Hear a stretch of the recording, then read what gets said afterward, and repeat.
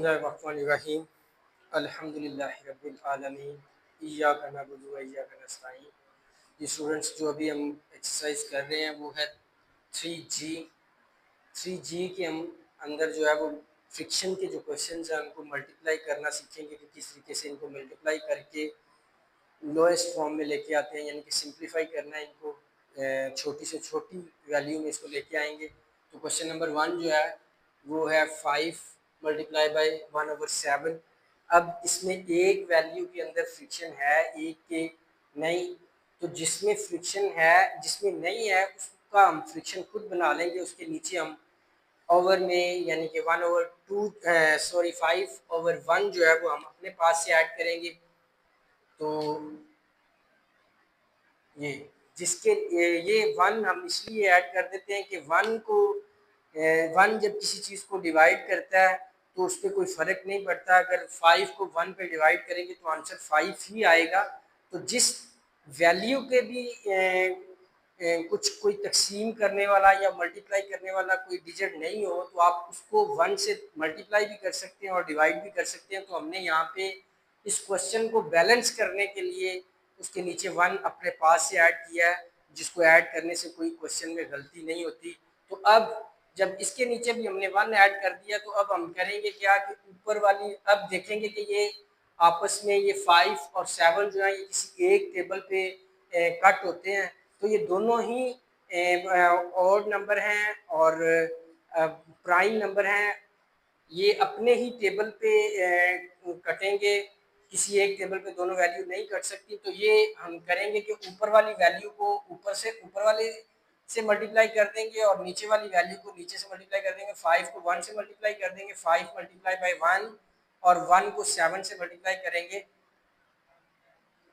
अब 5 को 1 से मल्टीप्लाई किया 5 1 5, और 7 को 1 से मल्टीप्लाई किया तो 7 1 7। तो ये हमारा आंसर होगा। नेक्स्ट क्वेश्चन जो है उसमें भी एक वैल्यू जो है वो फ्रिक्शन वाली है और एक जो है विदाउट फ्रिक्शन है। तो हम इसको भी फ्रिक्शन की फॉर्म में लाने के लिए क्या करते हैं कि इसके नीचे 1 ऐड कर देंगे इसको बैलेंस करने के लिए।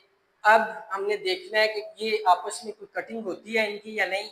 तो 7 और 21 जो है ये एक टेबल पे डिवाइड होते हैं।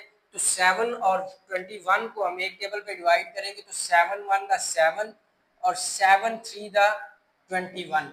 तो ये दोनों एक टेबल पे 7 के टेबल पे हमने इनको डिवाइड किया है। अब ऊपर वाली वैल्यू जो है वो ऊपर मल्टीप्लाई हो जाएगी, नीचे वाली वैल्यू नीचे मल्टीप्लाई होगी। तो अब 1 को 2 से मल्टीप्लाई कर देंगे और नीचे वाले 1 को 3 से मल्टीप्लाई करेंगे। 1 को 2 से मल्टीप्लाई करेंगे 1 मल्टीप्लाई बाय 2 और 1 मल्टीप्लाई बाय 3। तो 1 को 2 से मल्टीप्लाई किया 2 1 2 और 3 को 1 से मल्टीप्लाई किया तो 3 1 3। तो ये हमारा आंसर होगा। नेक्स्ट क्वेश्चन जो है उसमें भी फ्रिक्शन एक वैल्यू में है एक में नहीं।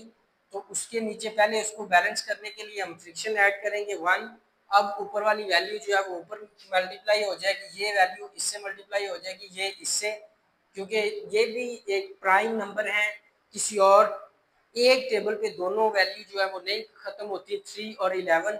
तो ऊपर वाली वैल्यू ऊपर मल्टीप्लाई करेंगे तो 3 मल्टीप्लाई 1 और 1 मल्टीप्लाई बाई 11 तो इसको 3 1 3 और 11 को 1 से मल्टीप्लाई करेंगे 11 1 11। तो ये हमारा आंसर होगा। नेक्स्ट क्वेश्चन जो है फर्स्टली आपने क्वेश्चन को बैलेंस करने के लिए फ्रिक्शन ऐड करना होता है और वो हम 1 ऐड कर रहे हैं, सभी क्वेश्चंस के अंदर 1 ऐड किया।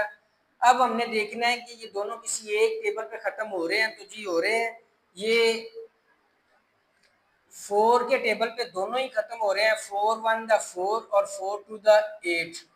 तो अब हम ऊपर वाली वैल्यू को ऊपर मल्टीप्लाई कर देंगे, 1 को 1 से मल्टीप्लाई करेंगे, 1 को 2 से मल्टीप्लाई करेंगे, नीचे वाले को ऊपर हम जब 1 मल्टीप्लाई 1 और 1 को मल्टीप्लाई बाय 2, 1 को 1 से मल्टीप्लाई करेंगे तो 1 और 2 को 1 से मल्टीप्लाई करेंगे तो 2 1 2। तो ये हमारा आंसर होगा। नेक्स्ट क्वेश्चन में फिर ये दोनों एक टेबल पे खत्म हो रहे हैं, लेकिन इसको खत्म करने से पहले हम फ्रिक्शन की फॉर्म में लेके आएंगे दूसरी वैल्यू को भी। तो उसके नीचे हम 1 ऐड कर देंगे।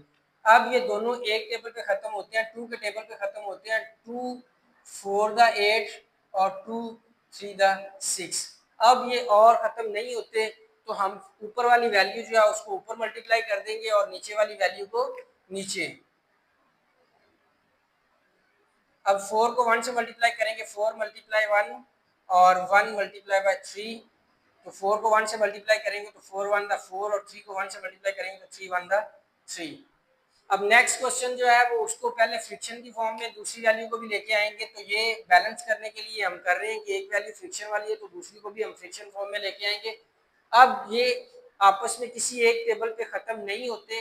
ख़त्म करने की ये वजह नहीं है कि आपने क्रॉस जाके ही ख़त्म करना है, ऐसे और ऐसे क्रॉस मल्टीप्लाई ही करके ख़त्म करना है। ऊपर नीचे वैल्यू जो है वो भी अगर ख़त्म हो रही है तो उनको भी ख़त्म कर सकते हैं, लेकिन यहाँ पे ना ऊपर नीचे ख़त्म हो रही है और ना ही क्रॉस मल्टीप्लाई, तो हम ऊपर वाली वैल्यू को ऊपर मल्टीप्लाई कर देंगे और नीचे वाली वैल्यू को नीचे वाली से। अब 3 को 2 से मल्टीप्लाई करेंगे, 3 मल्टीप्लाई बाय 2 और 1 मल्टीप्लाई बाय 7। 3 को 2 से मल्टीप्लाई करेंगे तो 6 और 7 को 1 से मल्टीप्लाई करेंगे तो 7 1 द 7, तो ये हमारा आंसर होगा। नेक्स्ट क्वेश्चन में भी सेम ऐसे ही है कि पहले हम उसको फ्रिक्शन की फॉर्म में लेके आएंगे 1, और फिर ये भी किसी एक टेबल पे खत्म नहीं होते, तो ऊपर वाली वैल्यू जो है उसको ऊपर मल्टीप्लाई कर देंगे और नीचे वाली वैल्यू को नीचे। 5 मल्टीप्लाई बाय 1 और 1 मल्टीप्लाई बाय 11। 5 को 1 से मल्टीप्लाई करेंगे 5 1 द 5 और 11 को 1 से मल्टीप्लाई करेंगे तो 11 1 द 11, तो ये हमारा क्वेश्चन का आंसर होगा 5/11। तो ये इस एक्सरसाइज के अंदर हमने सीखा कि किस तरीके से फ्रिक्शन वाली वैल्यूज को आपस में मल्टीप्लाई करके सिंप्लीफाई करते हैं, और अगर एक वैल्यू में फ्रिक्शन है और दूसरी में फ्रिक्शन नहीं तो उसमें फ्रिक्शन हम कैसे ऐड करते हैं। तो अपने पास से हम 1 अगर ऐड कर देते हैं तो 1 एक ऐसा डिजिट है जब किसी वैल्यू से मल्टीप्लाई होता है या डिवाइड होता है तो उसमें कोई फर्क नहीं पड़ता।